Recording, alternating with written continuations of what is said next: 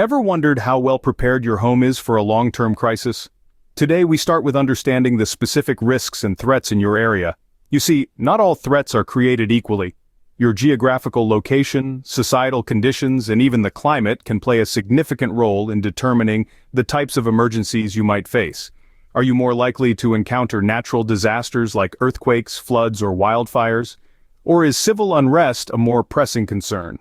Perhaps you're situated in a peaceful, secluded area, but what about the possibility of a prolonged power outage or a severe snowstorm? Each of these scenarios requires unique preparations. Understanding these risks is not just about scaring yourself into action. It's about intelligently guiding your preparations, helping you prioritize what's most critical for your situation. So, take the time to evaluate, to really understand what you're up against. Knowing what you're up against is the first step in creating a bulletproof bug-in plan. Now that you know the threats, it's time to build a comprehensive bug-in plan. This is more than just a shopping list of items to buy. It's a blueprint for survival. It includes everything from what you'll eat to how you'll stay warm and how you'll protect your home from potential threats. Let's start with stockpiling essentials. This isn't about hoarding, but about planning for the long term. It's about having enough food, water, medicine, and hygiene products to last you and your family for an extended period. When planning your stockpile, think about what you use daily. Consider non-perishable food items, bottled water, essential medications, and hygiene products. Remember, variety is key. You don't want to find yourself eating beans for breakfast, lunch, and dinner for a month straight.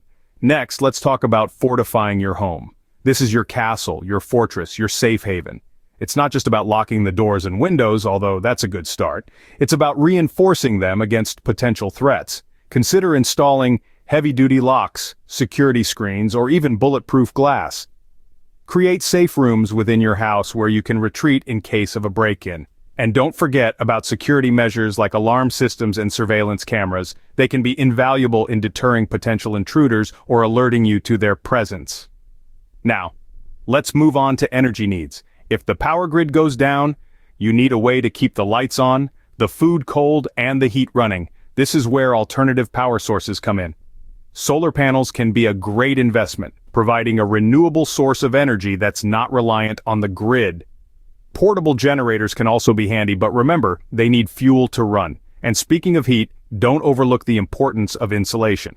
A well-insulated home retains heat much better, reducing your energy needs. All these elements are crucial, but they're not set in stone.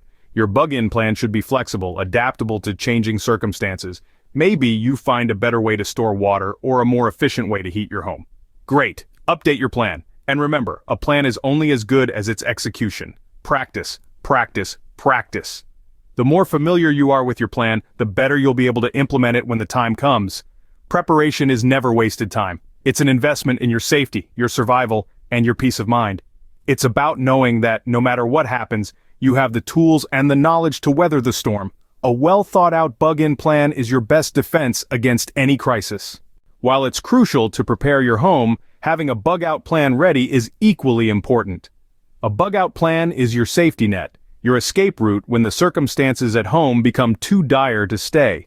It's not just about knowing where to go, it's about knowing how to get there, what to bring, and how to survive once you're there. Let's start with identifying safe locations. These could be remote cabins, a family member's house in a different city, or even designated community shelters. Keep in mind the location should be reachable by foot or by vehicle, and far enough from the crisis point, but still within a reasonable distance from your current location. Next, let's talk about your bug-out bag. This is your survival kit, packed with essentials to get you through the first 72 hours after evacuation. It should include a first aid kit with bandages, antiseptic wipes, and any necessary prescription medications. You'll also need survival gear. Think a multi-tool, a flashlight, a compass, and a fire starter. Don't forget about food and water. Pack high-energy, non-perishable food items and water purification tablets or a life straw. Lastly, include important documents like IDs, passports, and copies of any vital medical records. Establishing evacuation routes is another critical part of your bug-out plan. Identify multiple paths to your safe location to account for potential roadblocks or hazards. Practice these routes regularly to familiarize yourself with them. It's also wise to have a communication plan in place. How will you contact family members if cell service is down? Consider options like two-way radios or predetermined meeting points. Remember, your bug-out plan is not a one-and-done deal. It needs regular review and updating. As situations change, so should your plan. Keep yourself informed about potential risks in your area and adjust your plan accordingly. An effective bug-out plan ensures you're ready to evacuate when staying home is no longer safe. So don't put it off. Start planning today. Your safety and survival depend on it. Surviving a long-term crisis requires more than just stockpiling. It demands self-reliance. Let's talk about the importance of gardening and food production. In the face of prolonged crisis, your stockpile will eventually dwindle. But what if you could replenish it? Growing your own food and raising livestock, if space and regulations allow, can provide a sustainable source of nutrition. You don't need to be a seasoned farmer or horticulturist. Start with easy-to-grow vegetables like tomatoes or zucchinis, and consider small livestock like chickens for eggs. Remember, sustainable living practices not only supplement your stockpile but also offer a sense of accomplishment and connection to nature. Now, let's move on to water filtration and storage. Clean water is as essential as food, yet it's often overlooked in long-term preparation.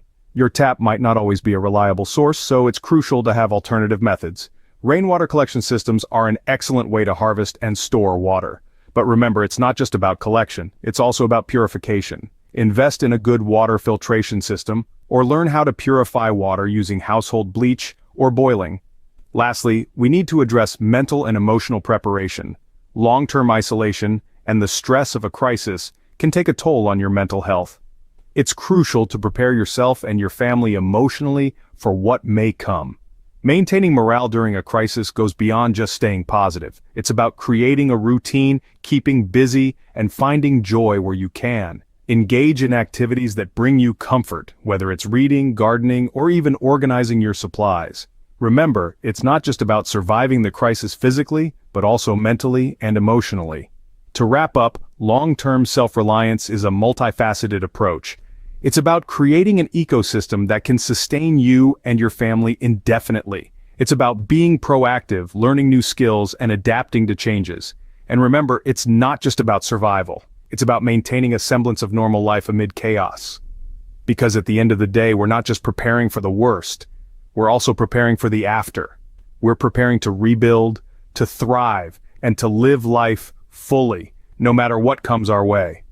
Long-term self-reliance is about more than survival. It's about maintaining a semblance of normal life amid chaos. Preparation doesn't end with planning.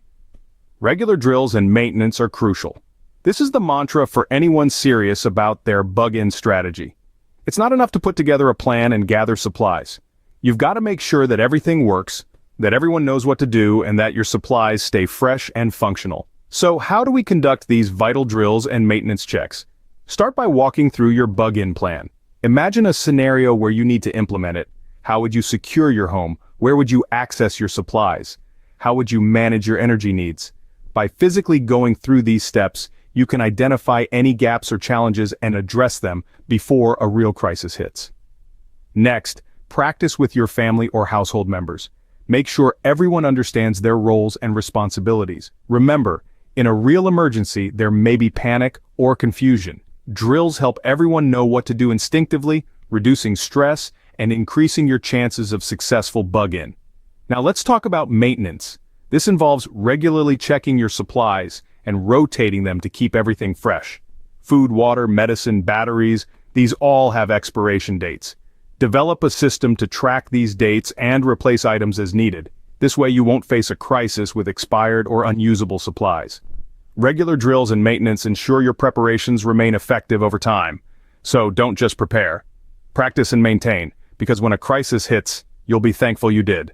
In the face of a crisis, flexibility and adaptability are key.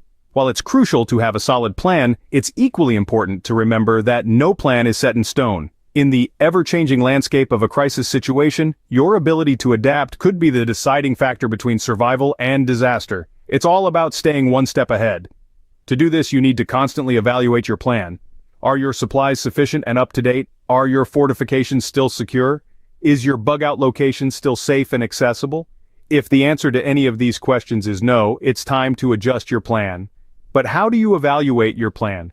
The best way is through regular drills. These allow you to test your strategies under controlled conditions, giving you a clear idea of what works and what doesn't. They also help to identify any gaps in your preparations. And let's not forget the importance of staying informed. Keep an eye on the news, the weather, and any other sources of information that could hint at potential threats.